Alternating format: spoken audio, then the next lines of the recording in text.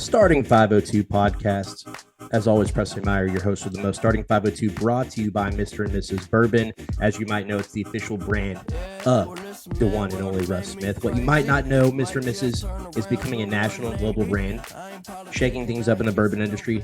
Like basketball, bourbon has long been a passion for Russ. Dating back to his college days, he studied and learned under some of the more renowned master distillers in the area. Mr. and Mrs. is more than a passion project. It's a culmination of a decade of painstaking work. Mr. and Mrs. is for everyone. From a more traditional 90 proof to a cask strength that's smoother than 2013 Russ going to the hole. And boy, could we use that right now. Mr. and Mrs. Bourbon covers tastes, all different taste of preferences, 6 different bourbons that they're offering. Be among the first to try Mr. and Mrs. Bourbon, the official bourbon of the state of Louisville, and the Starting 502 podcast on shelves anywhere you find your liquor, and now online at mrandmrsbourbon.com. Go check it out today. We are previewing the University of Kentucky, and boy, has this day already been a doozy, leading up to what should be the best rivalry in college basketball, and right now we simply cannot say that that's the case. Let me put this out there for you guys first, and we'll have Jake Hook on here in just a little bit, and we'll discuss this and see what Jake's take is here. But I would venture to guess, if you asked him, Jake, do you want Louisville to win the basketball game against Kentucky on Thursday? I think he would 100% say yes. And I think if you said that if Louisville won the game somehow by 1 point, I think he'd be very excited. That being said, folks, stop gaslighting me about Kenny Payne, okay? I have battled this all day. I mean, we've kind of seen some of the gaslighting about Kenny Payne over the course of, the last year or so, but it's been perhaps stronger than ever today. Kenny Payne, his typical pregame press conference against Kentucky today, he's humming along, actually doing well for a Kenny Payne press conference, and he pulls out the phrase that really got him in trouble before the Kentucky game last year. He says, John Calipari, he wants to beat me down, and I want to win by 1, and I'm happy. But people are taking this out of context, and we need to have a frank discussion about this, right? You need to take into account the entire quote. Yes, of course, everyone in the city of Louisville, save UK fans or other fans, would be incredibly happy with a 1-point victory over Kentucky. Given the disparity between Kentucky and Louisville this season, probably higher than it's ever been, right? Given that fact, I think anybody would be happy with a win. And I would go as far as to say, if Kenny Payne wins this game, Kenny Payne's going to be the head coach for the rest of the season. I would be shocked if he won this game, right? So if we're going down that road, everybody takes a win. I will be there in attendance. I will be cheering my ass off. I will be losing my voice. I'll be trying to drown out the 10,000 plus UK fans that will be there in attendance. With that being said, it's not the entire quote, and you can't take that out of context. I see a lot of people that are saying, well, it's not a big deal. He said that he wants to win by 1. I mean, and that's the mentality of a lot of these coaches, right? They just want to win by 1. But that's not what he said. He said that John Calipari, his mentality, he acknowledges this. He's acknowledged this more than once now. John Calipari's mentality is that he wants to crush Louisville. He wants to beat them down. Kenny just wants to win by 1. And how, if you're a player on this team, how are you looking at this situation and seeing that your coach is saying, I mean, this is going to get back to the players, right? How are you looking at this situation if you're a player and saying, okay, the opponent wants to beat us down. They want to crush us. There's going to be 10,000, 12,000, 15,000 UK fans in attendance. They're going to be starting the Go Big Blue chants. They're going to be annoying. They're going to be soul crushing. Kenny Payne, even according to Rick Bozich today, held a practice and they pumped in artificial noise, seemingly to simulate the road environment that will probably be taking place in the KFC Yum Center on Thursday at 6:00. So imagine you're a player and this is your coach's attitude. Your coach is basically saying, oh, I'd be happy to win by 1. I'd just be happy if we won. Because the reality of the situation is, let's face facts. Kentucky is a better team in every facet of the game. It's going to take Kentucky playing probably its worst game of the season. We've seen that version of Kentucky this year, right? We're also down 3 big men when we saw that version. They're starting to get healthy. They're starting to round into the version of Kentucky that a lot of people expected in the preseason. We've seen that version of Kentucky. And we would have to see that version again against Louisville. And you would have to see Louisville play unequivocally the best game that it's played all season. I don't think anybody would disagree with that, right?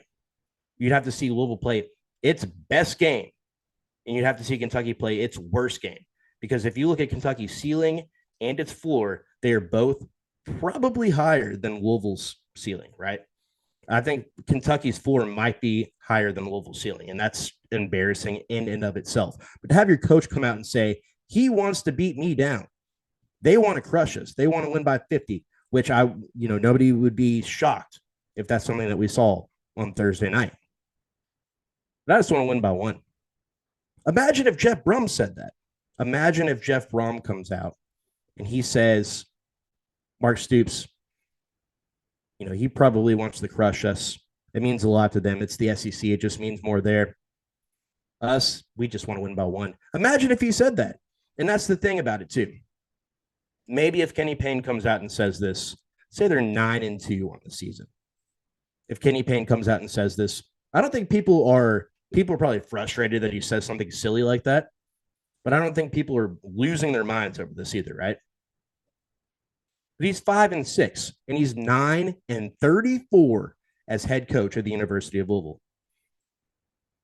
And he comes out and says that in the biggest game of the season, the most culturally significant game of the season, the most important game to the majority of the fan base, he comes out and says, I just hope we win by 1. And yes, maybe I understand maybe the thought process, the vision that he has when he says something like this, where he's coming from. He respects John Calipari. Kenny Payne's not the head coach of the University of Louisville without John Calipari. I understand all of that. But I don't think John Calipari is going to take it personally if Kenny Payne's like, yeah, I want to go out there and crush him. I mean, you look at any significant rivalry over the course of history in college football, college basketball, every significant rivalry, there are coaches that respect each other. I mean, look at Roy Williams and Coach K over the last 15, 20 years, right? However long Roy Williams was there. I think that's 2 men that greatly respected each other in what most around the country would consider the best college basketball rivalry. But imagine if Coach K came out and just says, I just want to beat Roy by 1 would do. 1 would be great. It's very tone deaf to come out and say that at all, let alone when you are, again, below 500 and your 5 wins are against 5 of the worst teams in college basketball. And you have a loss in an exhibition against Kentucky Wesleyan. I mean, when you're Louisville at this point in the season, your best win of the season is against Pepperdine. And granted, it was a great win on Sunday in the KFC Yum Center. Louisville was up by 30, which is a crazy thing to say in this day and age, but they were up by 30.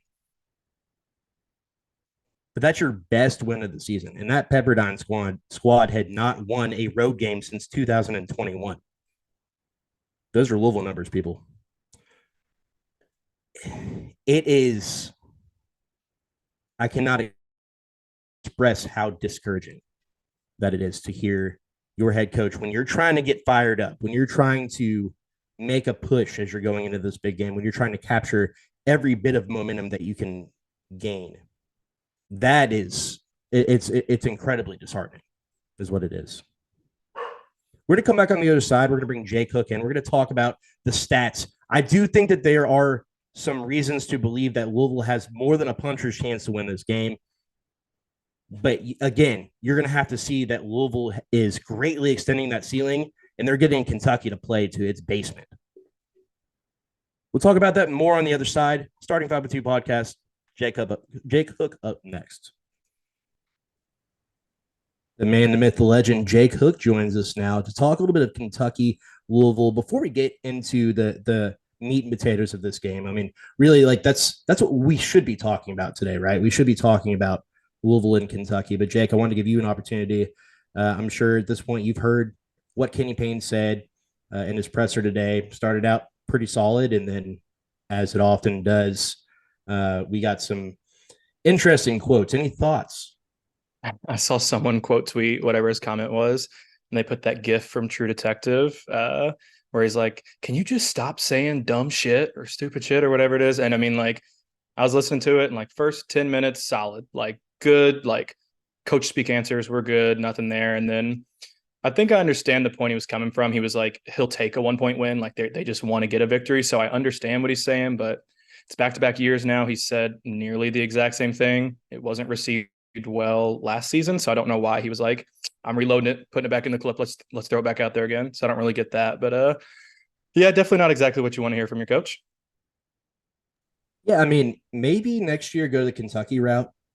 John Calipari just straight up didn't talk this week. We'll get into this in a second, but Kentucky's coming off maybe its biggest win of the season so far against North Carolina. They were really impressive over the weekend. He didn't have to come out and talk this week. Calipari just went back to work.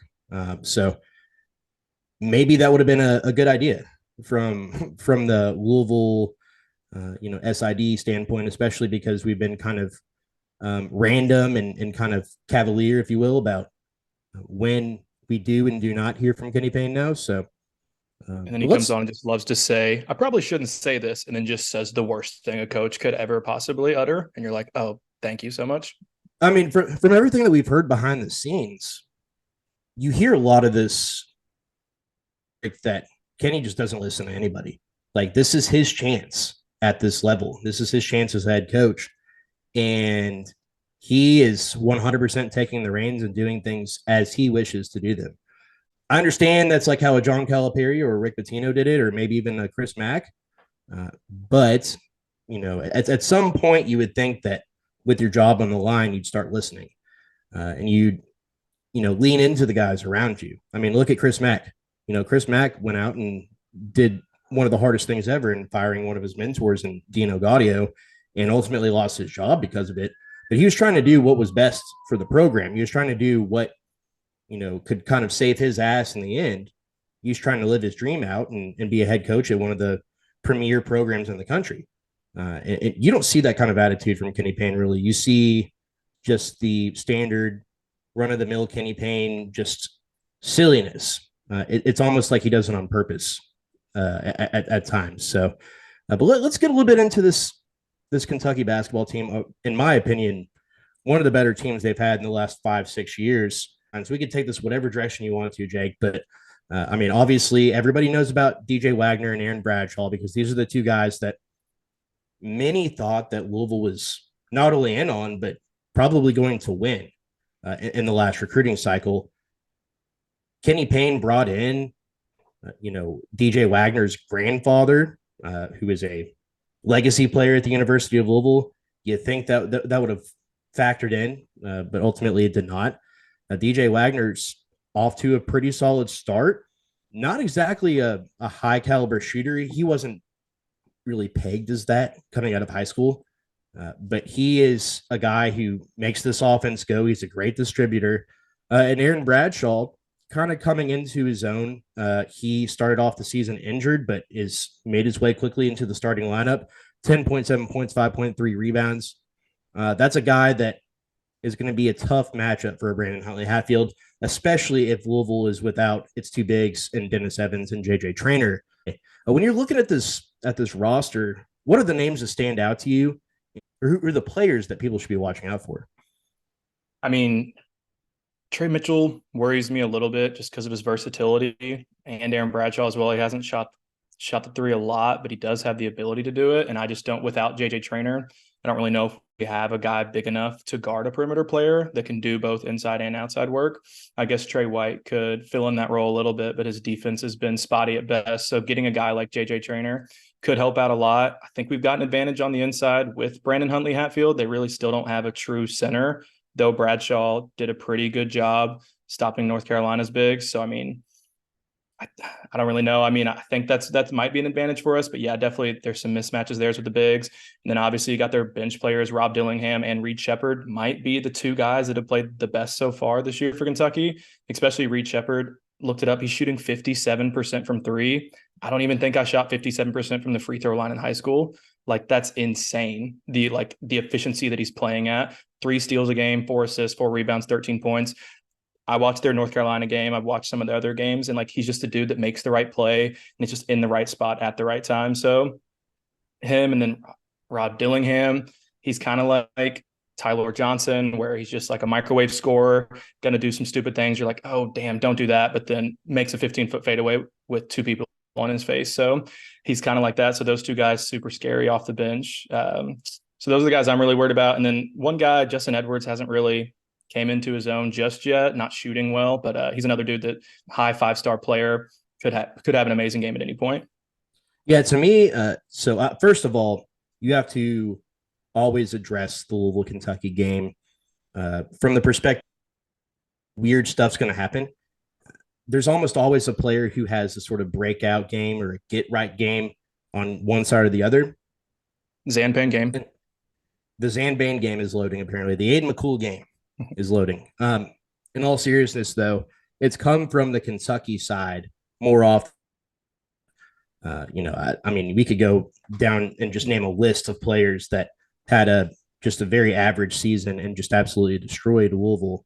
Jorts comes to mind. Ugonna Onyenso is a player that I feel like is a prime candidate to make that happen. And to your point, as you said, Justin Edwards could be another one as well. I'm really impressed so far this season with Reed Sheppard. This is a guy, number one, he understands the magnitude of the situation. He understands the magnitude of the moment. A lot of people, kind of thought that Sheppard was silly for committing to this team, right? Because you have a DJ Wagner who's, considered maybe the best player in the class. You have Antonio Reed, you have Justin Edwards, and you have Rob Dillingham, who, if anybody watched, if you put on his highlight tape, just go put his high school highlight tape on for 5 minutes. What was that league that he played in?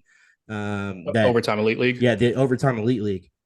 You put on his highlight tape, it is unbelievable. That dude was just absolutely balling out towards the end of last season. That's a guy who is incredibly dangerous. Like you said, a little bit unpredictable so far this season, but I mean, his upside is exponential. And so you look up and down this roster. I mean, I do it. The Arrow is maybe their 5th kind of guard / forward that they have. And I mean, that dude would play 35 minutes a game for Louisville. So Louisville's going to have its hands full. And, they obviously are not going to take this game lightly. But if they don't play up to their fullest potential, if they don't play head and shoulders above the best game that they've had this season, which I think is probably Texas or Pepperdine at this point, if they don't play up to that potential, this could end in a hurry. The one thing that really stands out to me when you look at this Kentucky team, they're shooting over 40% from 3-point range. As you mentioned, Reed Sheppard is just lights out from beyond the arc, and he's just a pest in general. Again, like I said, understands the situation completely. Louisville, first in the nation among Power 6 teams in giving up open 3-point shots. Now, that hasn't translated quite yet to them allowing crazy amounts of 3-pointers made. But I think that has more to do with the fact that they're playing some pretty terrible teams so far this season than it has to do with their actual 3-point defense. And that greatly concerns me. I think if I look across the UK lineup, when I look at them statistically, and then when I look at what Louisville's weaknesses are and where UK can exploit them, I can absolutely envision UK knocking down 15-23s this game if Louisville doesn't figure out how to close out on 3-point shooters the right way. Because we've seen this over and over this year. Even last game against Pepperdine, as improved their effort looked, they still were struggling to close out on threes. And if Pepperdine was any semblance of a good team, they probably would have found their way back into that game because Louisville was giving up so many open looks off of some of Pepperdine's sets. So one thing that really stands out to me is the 3-point shooting. And then the other thing, obviously, is that UK is going to want to kind of play a fast and loose up and down game. This is a team that's scoring 90 points a game and allowing, I believe, 73 points a game. So this is a team that likes to get up and down. They are going to try to jump passing lanes. They're going to try to create fast break opportunities. They're going to create havoc for this Louisville team. So it's a team that we could see, if Louisville's kind of staying in it, it's like a 25-22 type of game, or we're approaching halftime and Louisville's still in this thing, or even leading. All of a sudden, you could see the tides turn and things shift completely in UK's direction very quickly, because Louisville is very susceptible to turning the ball over and allowing other teams to create havoc. And UK thrives in those types of situations. Yep, we love giving up a nice live ball turnover. We're really solid at that. This year's definitely been better than it was last year. I think we're down to like 12.3 turnovers a game, which still isn't great. I think it's like bottom 200 in the NCAA, but I mean, it's better than last year where we were probably sitting at 16 turnovers a game. It felt like, at least. So, I mean, transition will definitely be big. I know Sean Vinsel, he's Hoops Insight on Twitter. He did a little breakdown on some of the statistics. He talked about the two biggest ways that he sees UK winning, besides just having a lot more talent than Louisville does. Talked about transition threes. Louisville's opponents, though, they haven't been shooting threes well in general, and a lot of that's just been luck. They are giving up 43% three-point shooting in transition. So that's going to be really big. And then also Louisville's giving up, he wrote 69% field goal shooting at the rim, which is the worst in Division I basketball. So we're number one in two different defensive categories in the worst way possible. So that's really solid. And I mean, Kentucky, the biggest thing that scares me is ball movement. I mean, they just move the ball so well. Every single dude on the court can score from almost any part of the court, unless it's on Yeso. So, I mean, and Louisville just, as a defensive unit, doesn't rotate well enough to cover a team like this. So that's really my biggest fear, is that it's going to be dribble, drive, swing, swing, swing, open shot, lob, dunk, something like that. So that's my biggest fear, is we're just not going to be able to compete as a defensive unit against a team that's got so much balance and so much skill at really every level. More than any team that we've seen under John Calipari. And this is really a testament to Calipari and his staff and the way that they've changed their philosophy more than any other team that we've seen since probably their 2012 national championship season. Kentucky is just really outstanding in a lot of different areas. They check a lot of boxes. They've had some 1, 2, 3, 4 seed teams in the past where there were weaknesses on that team. There were places that teams could exploit. You look at a couple of seasons past where you had a Oscar Tshiebwe who was dominant in the post, but you really struggled to shoot the three ball, or you really struggled to defend the three, or they were susceptible in certain areas. And when you look at this Kentucky team, they look very complete. They have 5 or 6 guards / forwards where they can throw out a lot of different versatile rosters, but then they can also go big. And I mean, they'll continue to improve in that aspect as the season progresses. But right now, I mean, if you're throwing a lineup with a Trey Mitchell and Aaron Bradshaw, you could even put in Yenso at the 5 and go Mitchell, Bradshaw on Yenso. It's an uber large lineup that Louisville is not going to be able to handle very well. I liked the battle last week between Kentucky and North Carolina, because North Carolina was able to match them athletically and size-wise, and Louisville doesn't have that right now. Now, when I was thinking North Carolina, when JJ Traynor is able to come back, and maybe he is back on Thursday, I think that you can throw a little bit more size at them, but still, you don't have that prototypical big. Dennis Evans clearly isn't ready quite yet.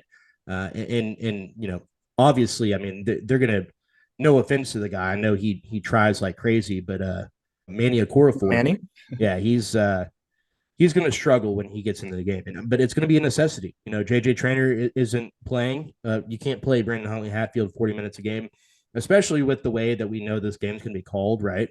We know that there's going to be a lot of fouls. Somebody's going to get into foul trouble on both teams. I factor that in as well. What happens if you don't have a Brandon Huntley-Hatfield and UK just goes big? I mean, you can't match that.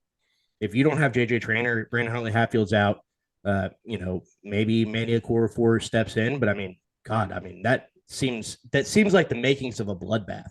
So it's, really Louisville's gonna have to figure out where to pick and choose its battles.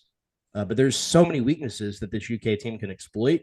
In years past, I feel like we could look at this game and say, okay, well, if you can do X, Y, and Z, you can absolutely beat UK. This year, it's a little bit more difficult to find those weaknesses that Louisville can exploit.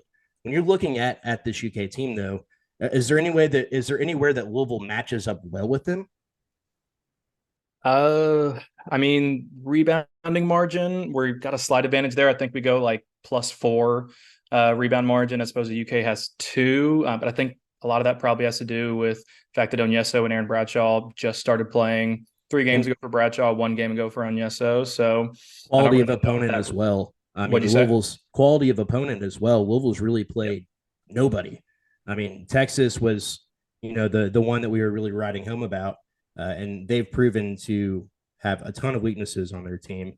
They're still trying to figure things out and come together. Obviously, IU is not the opponent that we thought that they were when we played them.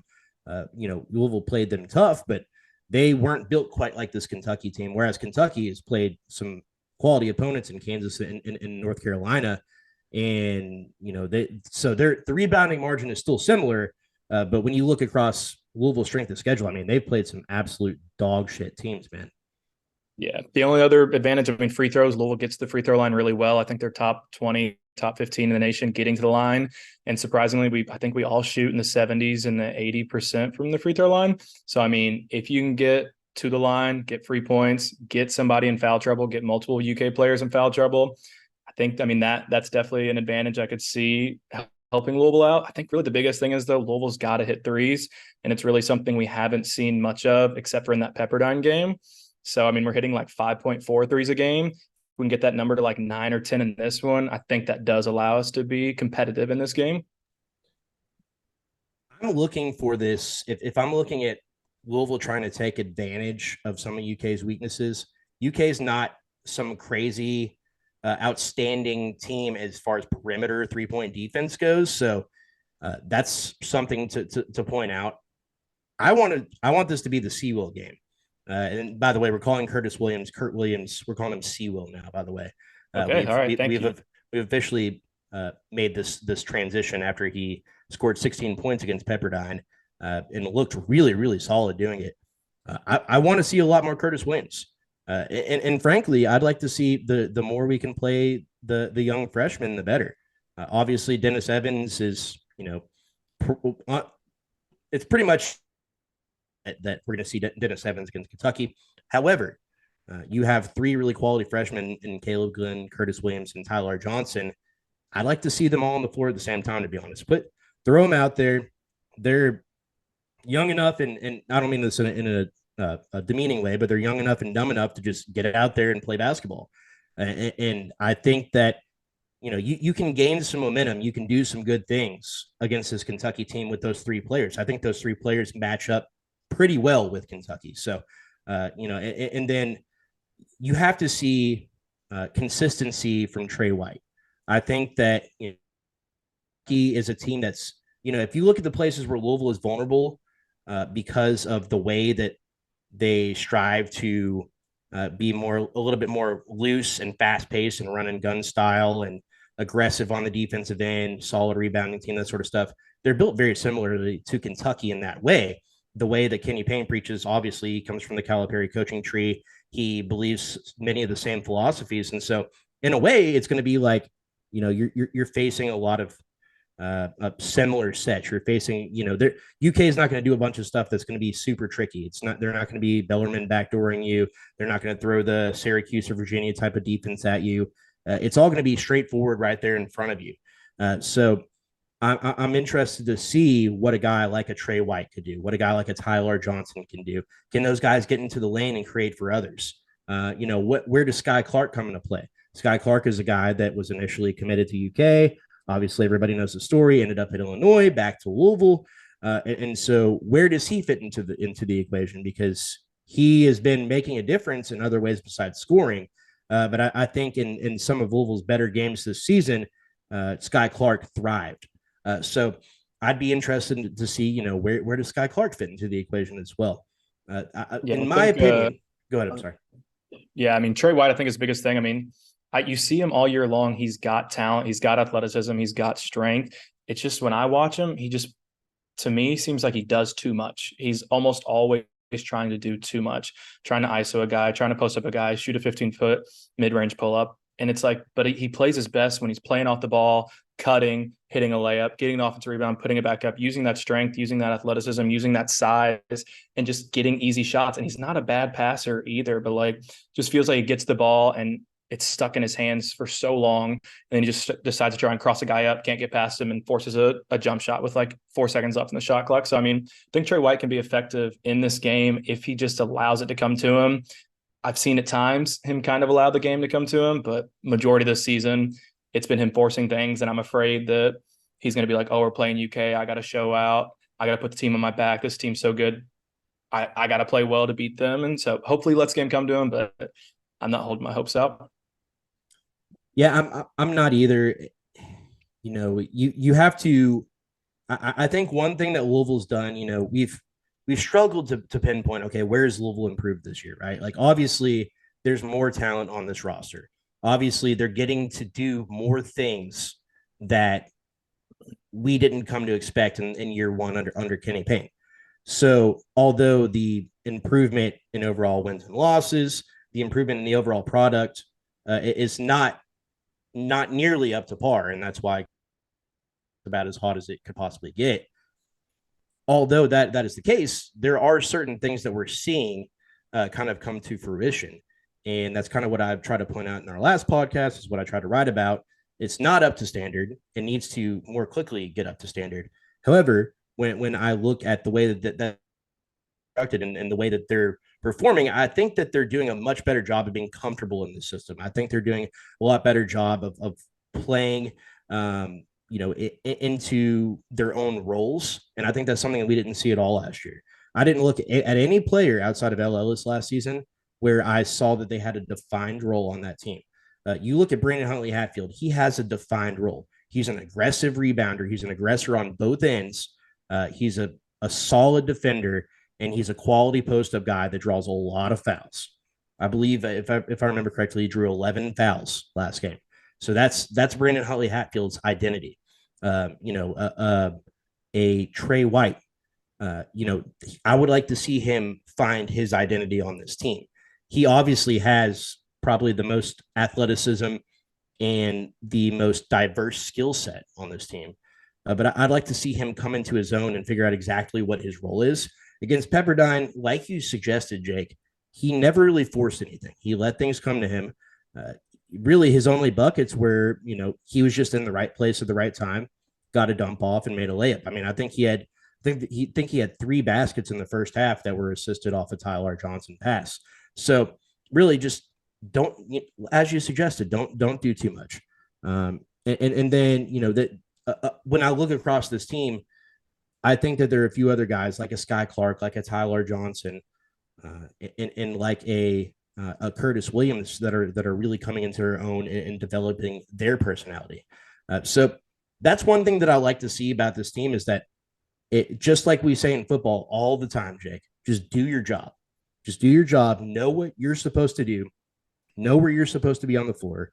Know what set you're running, and accomplish that to the best of your ability. That's all you can do. You have to be able to trust the other 4 guys on the floor and do what needs to be done. And I think they've done overall a much better job of that this year, just not enough. We saw games back to back against Arkansas State and DePaul where I felt like we didn't see any of those guys' identities coming out, right? Outside of Brandon Huntley-Hatfield, it felt like nobody was doing their job. And so I think if they can do that against Kentucky, I think they can hang with these guys. Now, winning, that's a completely different thing to address. But Louisville has played well they played better under adversity this year than they have when there's no pressure on. And so that's why I expect Louisville to come out and be, closer to the best version of themselves against Kentucky because they know what's on the line. They know what's at stake. Regardless of what Kenny Payne says, they know behind the scenes the importance of this game. They've heard about the importance of beating Kentucky since before they arrived on campus. They know what this game is about, regardless of what Kenny Payne says. I think what Kenny Payne has said is stupid and silly and nonsensical.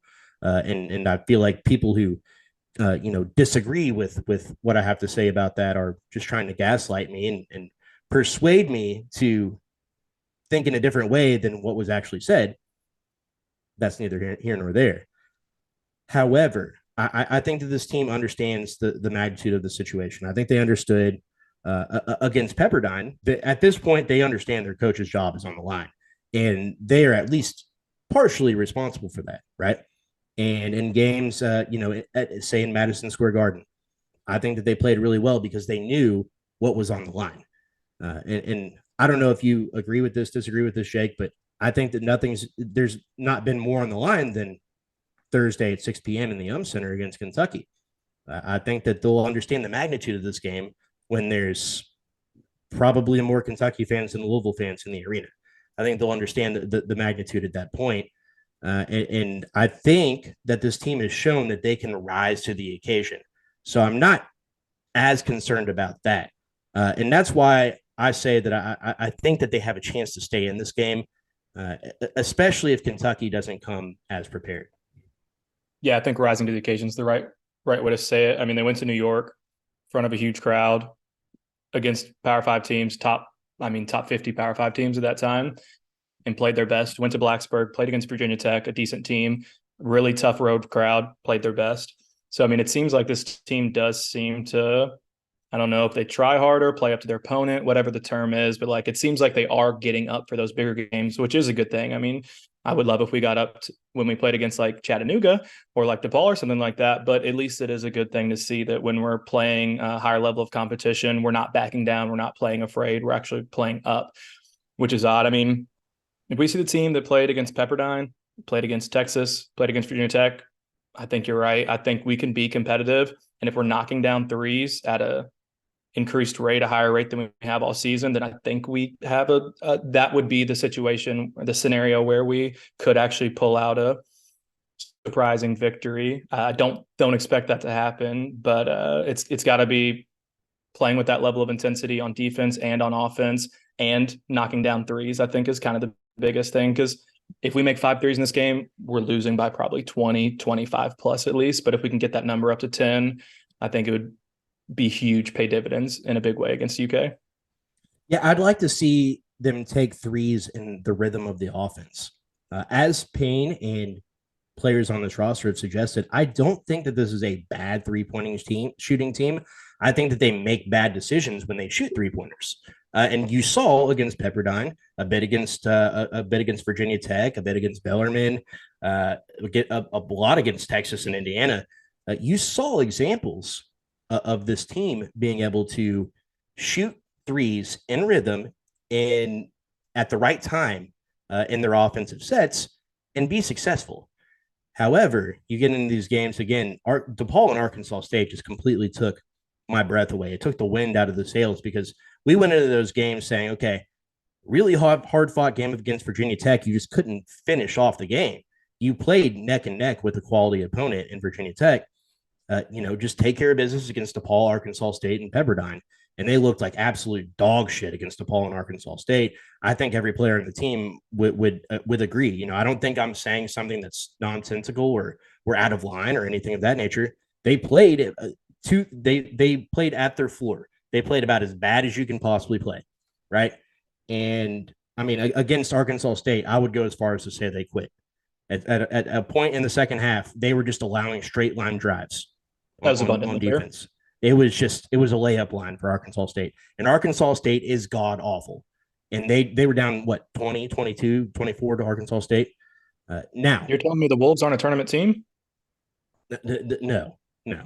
If Arkansas State is a tournament team, then, my aunt's my uncle or something like that. I don't know. Whatever the phrase is. No. Regardless, though, they come back against Pepperdine. And I think that we saw the most complete performance that we saw from this team all season. The point that I'm trying to get to is that a lot of that had to do with them taking shots when they were supposed to within the flow of the offense. Now, Pepperdine sucks. Let's just put it out there. Pepperdine's not a very good team. However, they have to be able to do it against somebody in order to do it against a quality opponent.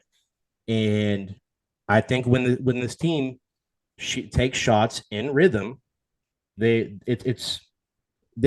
can be dangerous.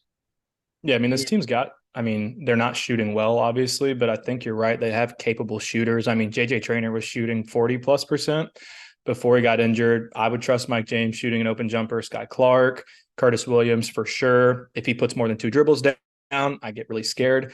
But catch and shoot 100% all day. Ty-Laur was a high volume shooter in high school, wasn't an efficient shooter in high school. I think he shot like 27%, but he was also shooting from like 30 feet plus out, which we haven't seen this year, because you get pulled if you do that in a game and miss. So, I mean, I think this team, and even Trey White is a capable 3-point shooter. So I think you're right. This team has the ability to be a plus 3-point shooting team.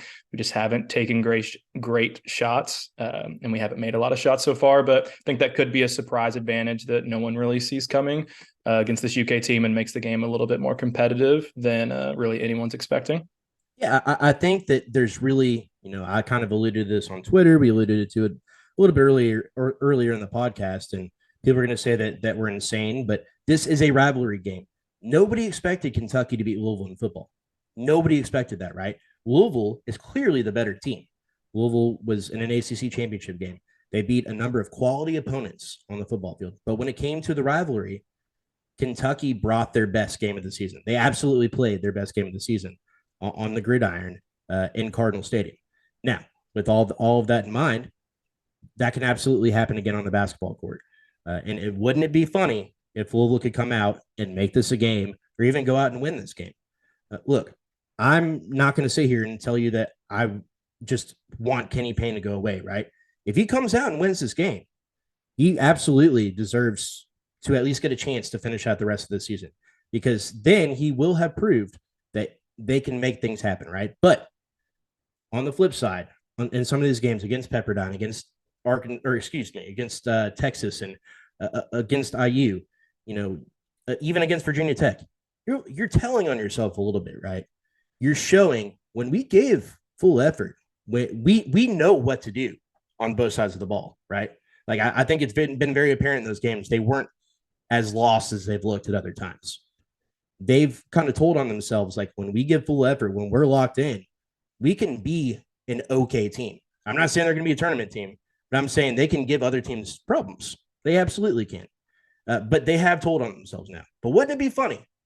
Wouldn't it be funny if Kentucky comes out, all of a sudden they're, because of the type of opponent they're playing, because of the pressure of the situation, all of that, Louisville comes out and they're playing loose. Louisville has nothing to lose in this game. Kentucky has a lot to lose in this game.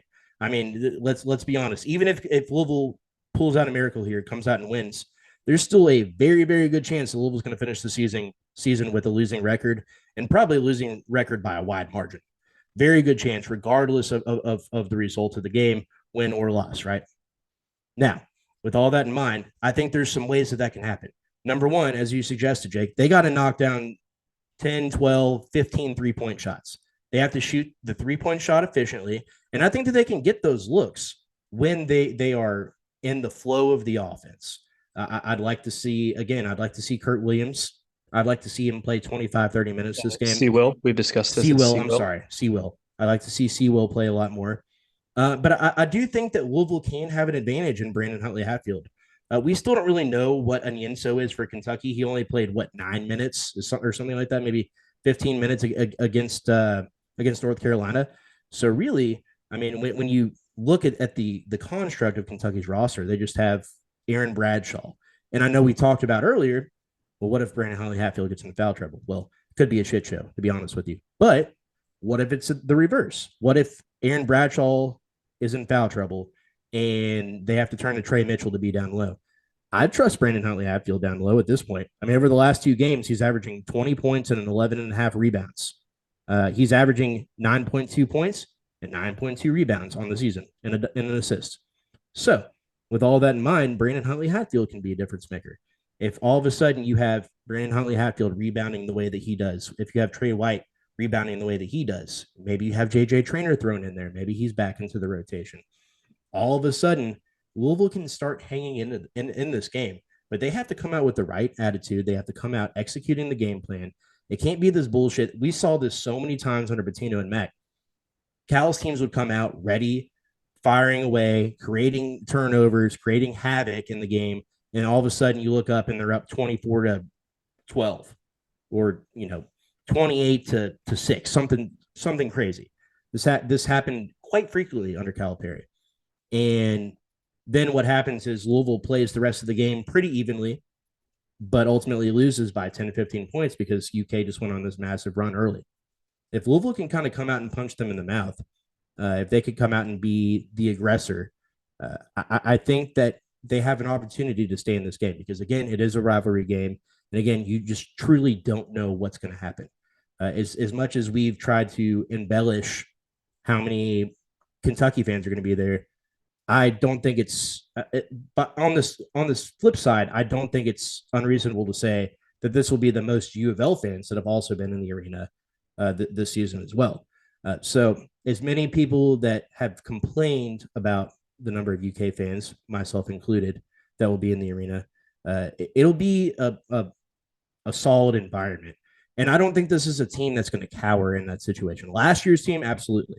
Last year's team, they got punched in the mouth one time, and there's like, no problem, we'll lay down for you. That's not something that's happened so far this year. So I'm not concerned about that aspect.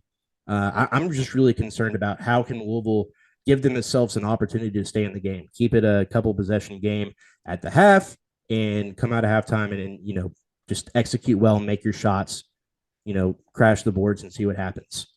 Yeah, I think you're right. I mean, we've seen against Texas, IU, Virginia Tech, they started those games out playing pretty well. And I mean, I think having leads to begin all of those games. So, I mean, I think if you get 8 minutes into this game and Louisville's down 2, down 4, up 2, up 4, that kind of gives the team the confidence to kind of believe themselves that they can compete and can stay in this game, as opposed to when you saw them play against Arkansas State, they're down by 12 after 4 minutes into the second half and they just give up there. It's like straight line drive, one dribble, pull up, whatever. Like they didn't care at all. So I mean, I think you're right there. They need to play the first 4 minutes, first 8 minutes really competitively and kind of get that sense of belief that they can compete with this team and can make this a game.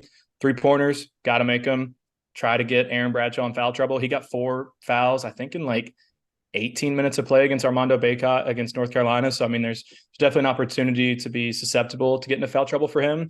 And Onyeso, I mean, I don't really know exactly how to say it. He's really athletic. He's really strong, but he's not Aaron Bradshaw. He doesn't provide that versatility, that skill that Aaron Bradshaw does. So I think 3-pointers, don't turn the ball over, get into foul trouble, and just compete early on and believe that you can stay in this game. And I think that's the recipe you've got to have to be competitive in this one. I don't even know if that guarantees a win, but I mean, there is a recipe for success, but a lot of things have to go right to make that happen.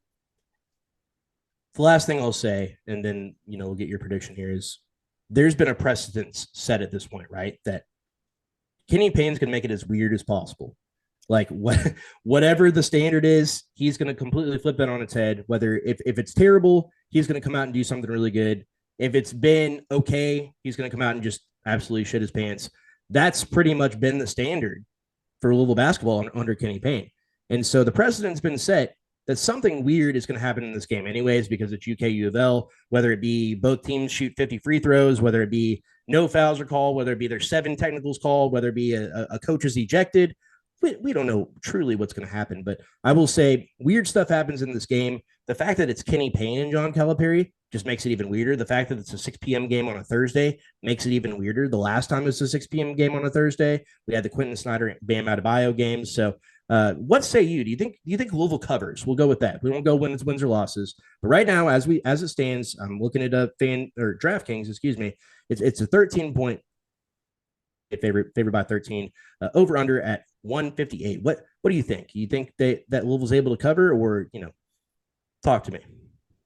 First off, the most Kenny Payne thing in the world would be winning this game by 1. Absolutely. And going into the press conference and admitting a player had committed like vehicular manslaughter or something like that. Like that would just be the most Kenny Payne thing to ever happen for this team. Covering, you said 13.5. Is that right? That's correct. I'd say, yeah, my prediction coming into this, I was thinking 86-71 UK. So I say won't cover.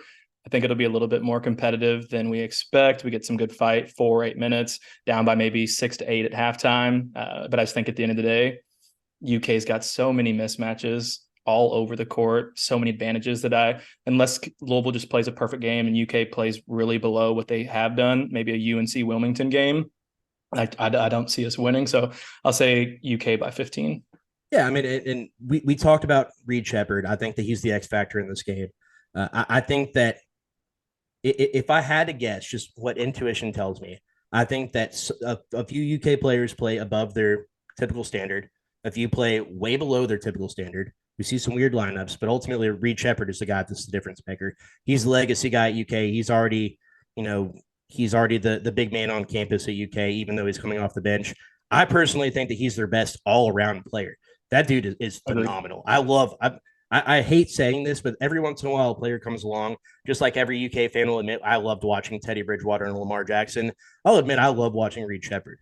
And he's shocked me with what he's accomplished. I'm going to go with, I think that Louisville is going to cover.